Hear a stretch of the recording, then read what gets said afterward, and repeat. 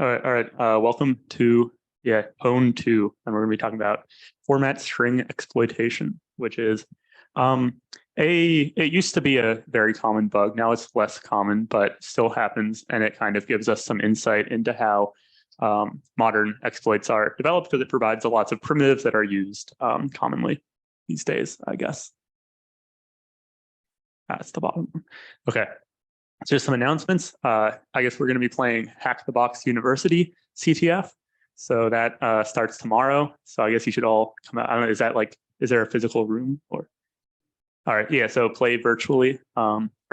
Yeah, check the Discord. Sunday, there will be a grad student giving an interesting talk. And then next Thursday is our last meeting, of the semester. Obviously, we will be coming back next semester. So. Where do I? There we go. Yeah, so I forgot to create the meeting challenge, but that will go up eventually, and that will be the flag for it. And so, yeah, this is just a tweet. You'll understand why this happens later, but basically, it used to be, as of maybe this was like a few months ago, maybe, I don't remember exactly, if you joined a Wi-Fi network with that string %p, %s, blah, blah, blah, as the SSID, your Wi-Fi would be permanently disabled on your iPhone. So yeah, Apple programmers screw this up as well. So, but first, we're going to go back in case some of you weren't here for PWN I or you forgot or whatever. We're just going to give a brief overview of what PWN is. It's more descriptively can be called binary exploitation. And it's just exploits that abuse the mechanisms behind how compiled code is executed. So the vulnerabilities arise because of mistakes in C or other compiled languages, but when you're exploiting it, you have to kind of peel back that abstraction layer and look at what is actually happening on the hardware level with instructions in the processor. And so this is actually the most real world in the sense that if you're going to sell an exploit, it's probably going to be one of these and not SQL injection or something or some other web thing. It's probably going to be I don't know, WhatsApp RCE, which is a real thing that gets sold a lot and has led to bad things. So yeah, this is real stuff. It's also very hard. So make sure to ask for help and do all that good stuff, help other people. Yeah.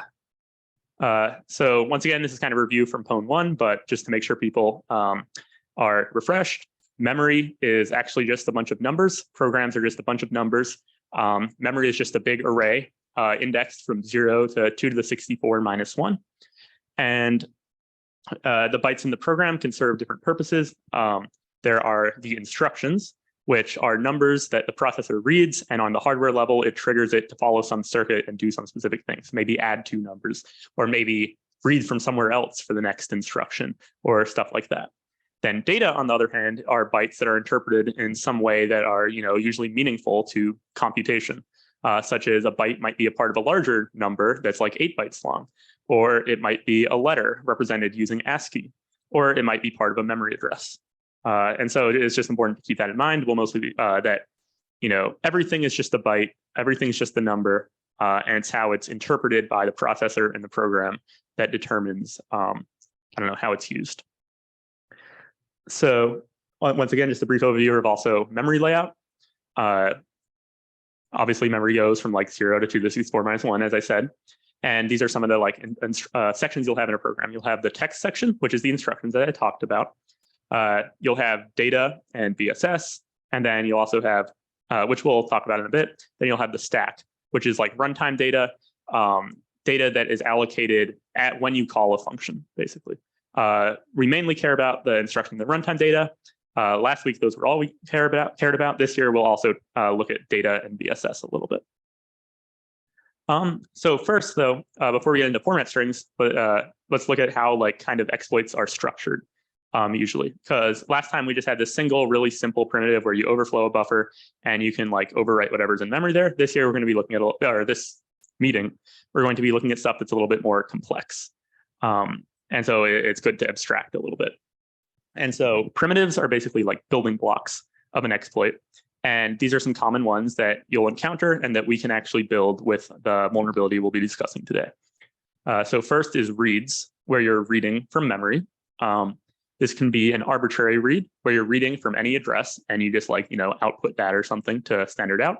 Or it can be some sort of uncontrolled read, where maybe you don't control the address you're reading from, but you can read a bunch starting from a certain address. Or maybe you don't control the amount you're reading, just something like that. Then there are also writes, where you write somewhere in memory. And this can, once again, be kind of just arbitrary. You write anything to anywhere, or it can be uncontrolled in some way where you don't control where you're writing or what you're writing. This week, we'll be looking at just arbitrary writes, whereas our reads will be a little bit more varied. And then there are also leaks, which are generally built off of reads, but you might need a write to get there, something with more complex exploits. But it's necessary because there are modern mitigations that randomize addresses. Because it used to be you could just plug in an address and it would always reference the same thing.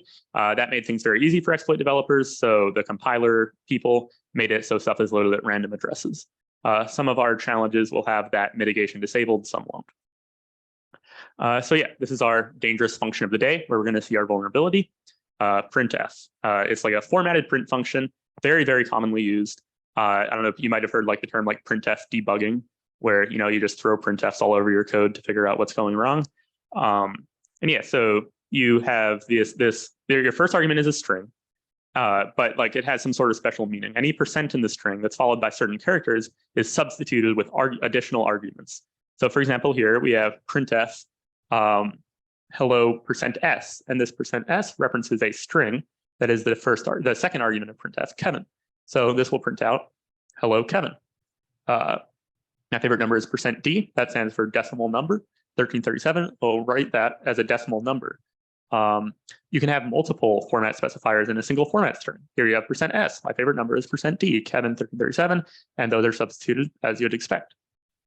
And so there are some other ones that we'll talk about, as they're necessary for our exploits. So what if this is just you? So this is perfectly fine. This is not bad. You should do this. This is this is a very commonly used function.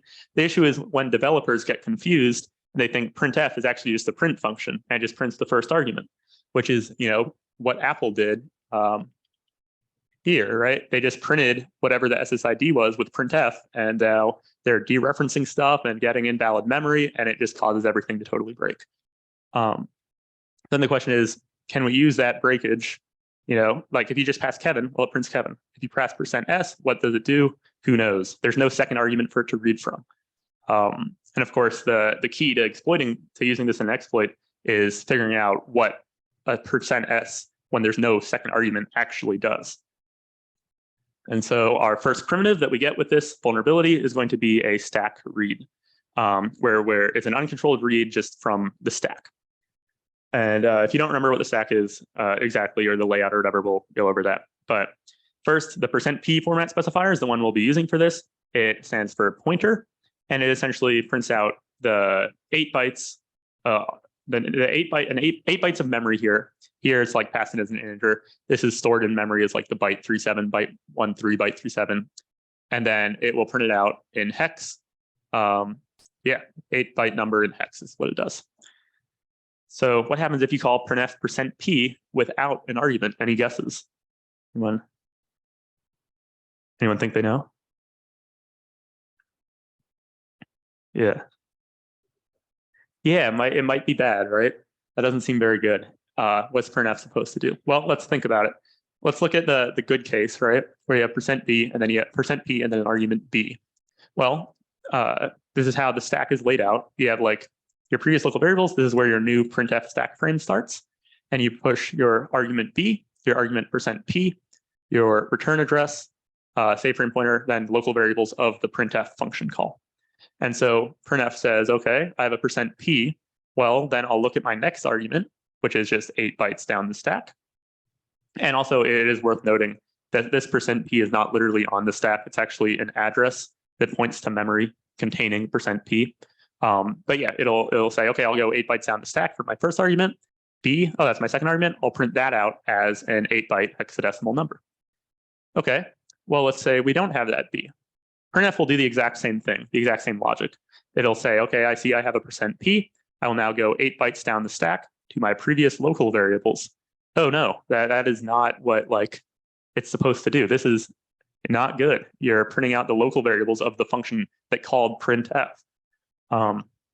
And so this is kind of the basic idea behind like the stack leak.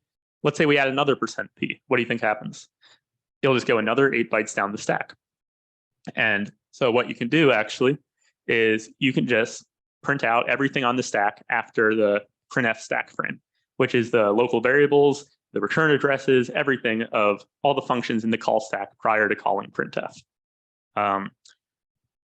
So, and now once this is kind of where the like thinking about everything as a byte is useful, because %p is just a way to interpret the data, right? It's interpreting it as an 8-byte number. It's possible that the thing on the stack was not initially an 8-byte number, 8-byte hexadecimal number. It's actually more likely, in our case, if we want to get the flag, it's probably a string.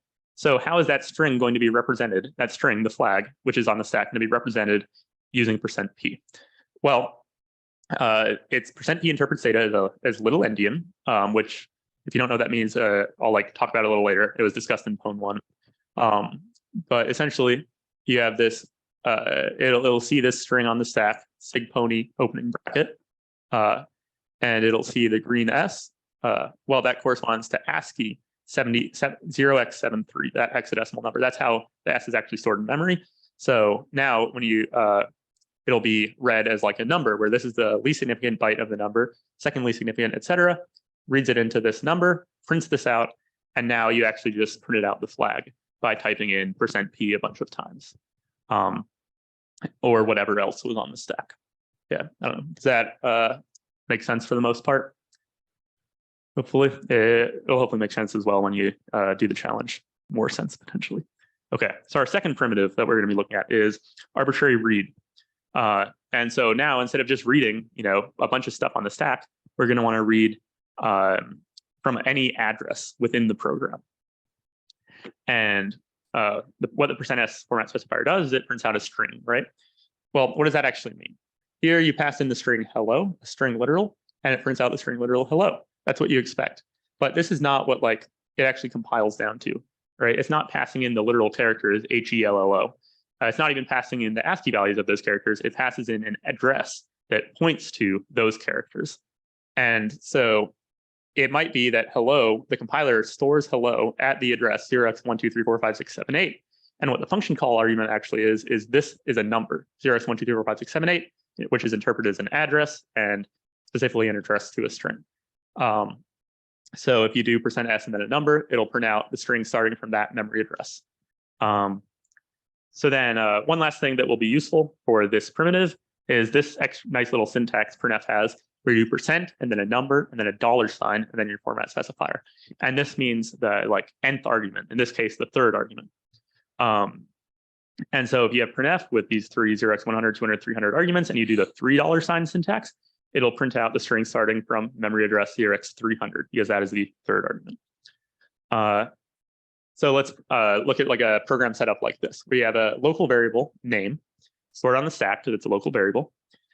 You read user input into name, and then you call printf on name because printf is a print function, right? And now the important observation here is that name is just a local variable inside of a function that calls printf. So if we go back to our stack diagram, you'll see that it's stored in this previous local variables section somewhere in here. And that is below the format specifier on the stack. So if you increment n enough, eventually you will start reading your own string. Like you'll start reading the string that you typed into the program. So for example, if you do like, I don't know, it's usually like you can find it either through like GDB if you want to be fancy, or I just usually spam %p until I see it and then count how many I printed. And then it'll print out name. The way you can recognize this is, maybe putting a bunch of A's in your input and looking for 4 1s, or remembering what % and $sign and stuff are. I think P is 0x70, then like $signs 2435 is like 1 or something, 25 is the %sign. Whatever, you just look for these ASCII values, and then you figure out the offset. You put that in as the n.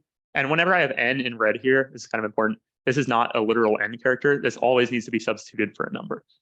Yeah, so the key idea here is that format specifiers read from the stack, your input in these challenges and very, very often in like programs is going to be stored on the stack. So therefore, your format specifiers can reference your own input. So how do we utilize this for arbitrary read? Well, here we were using %p to print out our input. But if you change this p to an s, all of a sudden you're interpreting your input as an address, and you can get arbitrary read. So let's look again at like a slightly more developed example. Same code, but now pretend we enter % and then the correct number, whatever that is, $s, and then this.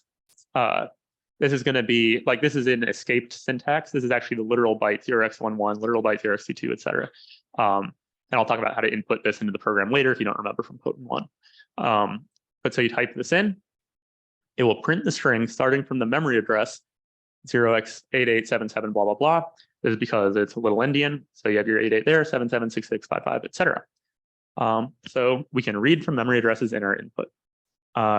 Then just a couple notes about like how best to do this. Well, number one, why are there these underscores here? It's because printf reads 8 bytes at a time, right? It thinks the first argument is 8 bytes after this one. It thinks the next argument is 8 bytes down, 8 bytes, 8 bytes, 8 bytes. So your thing, your address has to be aligned to 8 bytes after like printf's like where it's starting its argument array, or where it thinks its argument array starts at. And so %n, $s, blah, blah, blah, like the length of this is 8. So that's why we have 4 underscores there. And then we have our address. And then n is whatever is necessary to get all the way down here on the stack. So this is a kind of really finicky to figuring out the correct padding and everything. So I recommend when you're doing this to use %p at first, so %number $p, until you print out the address you want to read from, then just switch it to an s and you get a read. Okay, and finally arbitrary write, and this is going to be fairly similar to our arbitrary read, except obviously we have to use a different format specifier, and this time it is %n, and this is a kind of a weird one. I don't really know why it exists, but it is extremely useful for writing exploits. So thumbs up. It writes the number of bytes previously printed to standard out by this printf call to the argument or to the address passed as an argument. So if you have printf %n and then the address, and % means address of the number variable, then it's just going to assign 0 to number because nothing got printed. %n does not print anything. It purely does it write. If you have 4 A's before your %n, it's going to write 4. If you had 4 A's, %n, and then 4 B's, it's still going to write 4 because at the %n, it had only written 4 A's. This is just, and then here's just another handy syntax for exploit development that printf supports, where you can pad a output. So it will print out the first argument and pad it on the left with up to 500 characters. So this will print out 0x1 and then 497 spaces, or actually 497 spaces and then 0x1. And in this way, you can print out 500 bytes without actually sending 500 bytes and then write that to the number. So how do we leverage this into a arbitrary write primitive? Well, the same situation with reading down the stack until we hit our input. So we have the same setup as before. We have our input on the stack and we printf it. And so if name is this string, then so you have the $500. Oh, I screwed this up a little bit. There should not be a $sign there, but yeah. So pretend there's no $sign there, and then it prints out 500, and then it does a number to reference down here on the stack, and then your n format specifier, and it will write 500 to this address. So yeah, same technique as arbitrary read for the testing strategy. Start out with p, then switch it to an n when you're ready. By default, %n will write 4 bytes to whatever address you pass it. You might want to write fewer. In fact, you will want to write fewer for the arbitrary write challenge. To do that, you just add an h to write 2 bytes or an hh to write 1 byte. So it would be like %number $hn, %number $hn. And like the h, you can think of as like half. It halves the number of bytes it's writing. Yes. So yeah, this is like the bulk of what you'll be doing today. There are a couple other topics that I kind of wanted to like briefly go over maybe that are relevant for the final 3 challenges, but I don't really expect people to like get to those today. And you can like work on them at home and reference slides and ask in Discord and stuff if you want to learn these things, or they'll probably be covered in future meetings like next semester or something. Yeah, so there's PIE and leaks. PIE is what I was talking about with randomized addresses. It essentially position independent executable means the executable can run regardless of where it's loaded in memory. And so it will be loaded at a random address. So now when you want to do an arbitrary write, well, you don't know where to write to because you don't know the address of anything. And so you need to get a leak beforehand. Yeah. Then you have the global offset table and the procedure linkage table, better known as the GOT and the PLT. So like we're calling like printf in our code. Last week we called, or not last week, but last PWN meeting, we called gets in our code. These functions are nowhere in our binary, right? Where are they located? Well, they're located in shared libraries that are linked with the executable. And how does it know where these functions are? Well, the address is stored in the global offset table, and the procedure linkage table is the thing that like calls the function in the global offset table. So you'll have a gets function in the PLT that all it does is it just reads the GOT and calls that function. And I'm glossing over some stuff, but that's like the main idea. And so if you want to get code execution or like control where is being executed, what's the address of the code being executed, the usual way to do this is to overwrite an entry in the GOT so that when like printf is called, the program doesn't actually call printf, it calls your own function that you want it to call. And so this will be used in like probably, I think it's the last 2 challenges, or maybe the second to last and the last one. But again, if this stuff went over your head, doesn't matter. Don't worry. You can learn it later. This stuff, it's hard to learn in like 30 minutes or whatever. So no big deal. Finally, just some stuff from last week that I'll go over again about delivering your exploit and getting addresses and stuff. So a quirk with like the whole binary exploitation thing on x86 at least, or on most modern architectures, is that numbers are little endian, meaning they are stored in like kind of least significant to most significant byte order. So you can just think about it when you write out a number, you have these 2 hexadecimal characters. These are actually stored first, then these are stored second, these are stored third, etc.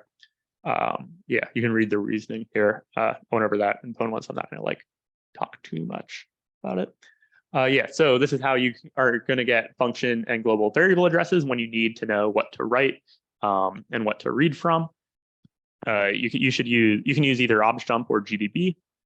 With object dump, you just run objdump-d and then your binary name, and then you can grep for a specific pattern. For a function, you want to do the like left brackets and then the little colon. I'll give you your address right there. For a variable, it's going to be kind of like annotated here. It's actually encoded in the program as an offset from the instruction pointer, but objdump is nice and tells you where it is and what the symbol is. So you can grep for flag and get your flag address. That's what you want to read from. Or with GDB, it's the same for either a global variable or a function. You just run addr, and then the variable or function name. So for your exploits where there isn't PIE, it's like a leafless exploit. It's going to be the same every time, no randomization. You can just pass it in using echo. You want to use echo -e. The -e flag enables escape sequences, which lets you type in non-printable character or print non-typable characters. Like you can't type you can't type the byte 11. You can't type the byte or whatever 0x11 is. However, echo can print it by just doing -e and typing \x and then 11. And so when you're typing in a little endian address, you're going to want to do it like \x88, \x77, \x66, etc. pass to echo, and then you're going to pipe echo into your challenge binary or remote server. You can also do this using PWN tools. For the first challenge in the sequence that requires PWN tools, I provided a template. You can Google, ask people questions, etc. if you get there and need to know more about how to use PWN tools. So next meetings, tomorrow, I guess, Hack the Box University CTF starts, so you guys should play. this Sunday, it's this grad student talk about machine learning threats, which is pretty cool, sounds like. Yeah. And then next Thursday, Michael will be presenting on multi-party computation, which is a cool cryptography topic. Lots of cool math if you're into that. Yeah. So now challenges. The meeting flag for the meeting challenge that will exist at some point. And yeah, just go through the challenges in the PWN II category in the order they're listed, and ask questions. And yeah, good luck.